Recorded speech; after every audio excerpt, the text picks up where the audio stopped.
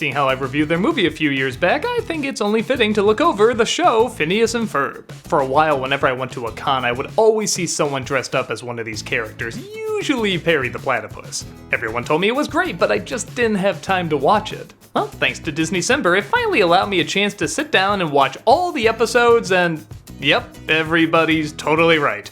This is a very funny, very clever, very formulaic, but surprisingly very engaging show. It's funny because I and a lot of other critics use the word formulaic usually in a negative sense, like we've seen this before, we don't want to see it again, but honestly formulas aren't always bad. Home Improvement always had the same formula, many of the Looney Tunes cartoons always had the same formula, and the reason they worked is because they kept the things we wanted to see over and over the same, and the things we want to see changed.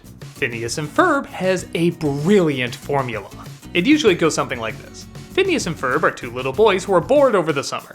Always looking for something to do, they use their genius minds to somehow sorta get in trouble. And what I mean by that is, they do something amazing like go into space or make the world's largest roller coaster or all sorts of crazy things like that, but they never get caught. Particularly by their older sister Candace.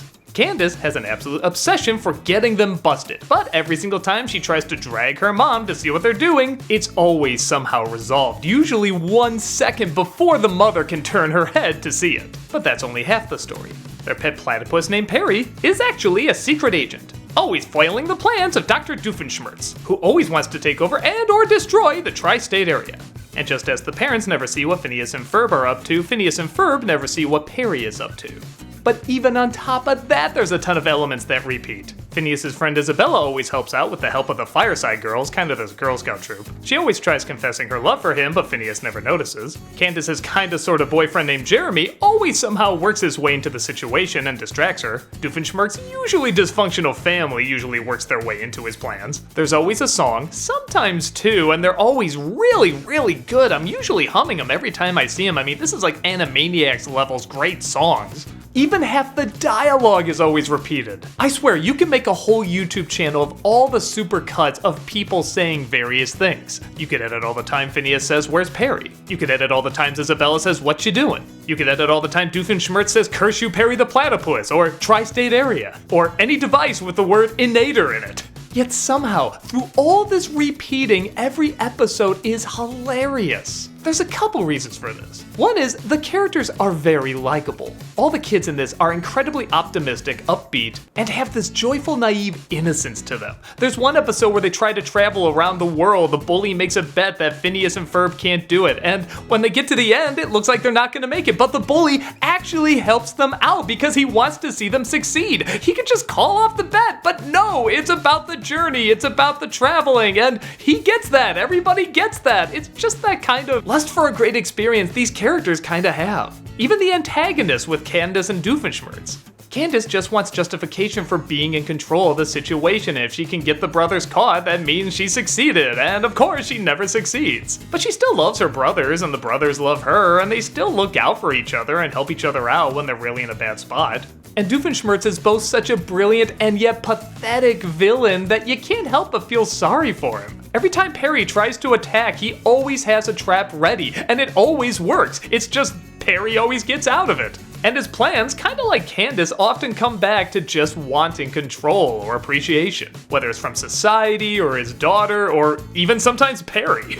Like I said before, where the show really shines is what they change up. The different adventures they go on are always really imaginative and really big and over the top. Doofenshmirtz's evil schemes are always hilarious, and the way they're always thwarted is funny as well. The formula is so good and the variations are so clever, you actually look forward to the different ways they're going to do the same thing. I know that sounds like an oxymoron, but that's kinda how they make it work.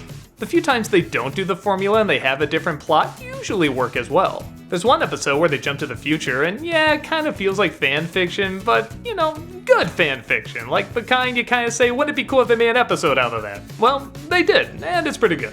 There's another one where they actually recreate the first episode, but they do it as a musical. And it's literally beat for beat the same thing. Well, that has to be boring, right? That can't be fun, but by God, they make it work because they're somehow showing that they're gonna do the exact same thing, and somehow people are kind of remembering it being done before, but are kind of on board with it too, and then they try to change the things that happened before so they don't happen again, and they do it all in song, and oh God, this is so clever. There's even a Star Wars episode. Yeah, come on, we've seen these parodies over and over, but this one, again, actually adds kind of a different spin to it. It's the exact same story as Star Wars, with Luke and Han and Leia all doing the same thing, but there's kind of this side story going on with the Phineas and Ferb characters, and they're kind of helping them out on their trip without people even knowing. So in a funny way, you could say it's all canon.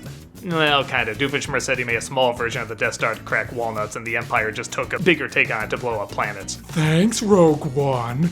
The only episode I can think of that wasn't awful, but wasn't that great either, was the Marvel crossover. I know, you'd think that'd be great, there's so many things you can do with this, but the Marvel characters mostly play everything straight except for an occasional weird line or weird action here and there, and I feel like they needed a lot more of that. I feel like they were probably trying to take it more seriously, which kinda took away from the comedy for me, and I don't know, the Star Wars one was a good homage while also mocking it, and this one just felt like, well, there's Phineas and Ferb fighting with the Marvel characters, have fun. And then there's this weird thing with Candace bonding with her brothers, and yet she's still gonna tell on them at the end, and I don't know, it didn't feel right. I know that kind of thing has happened in other shows, but they kind of worked with it better. This one, I don't know, it felt rushed somehow.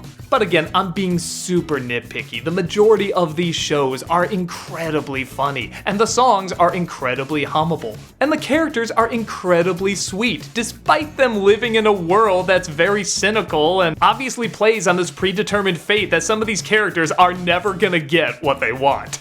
So yeah, Phineas and Ferb sounds very goofy and formulaic, and it is, but that's part of what makes it so great. It goes all the way with it. And it works hard perfecting its dialogue, its ideas, its characters. I feel like this is the closest thing to a new Looney Tunes we've ever gotten, even when they've tried to create other new Looney Tunes. Yeah, they're just kind of doing the same thing. This is legit new formulas that can be played with, and a lot of great comedy can and has come from. People are still talking about it even to this day, and I don't blame them. It's just so well developed.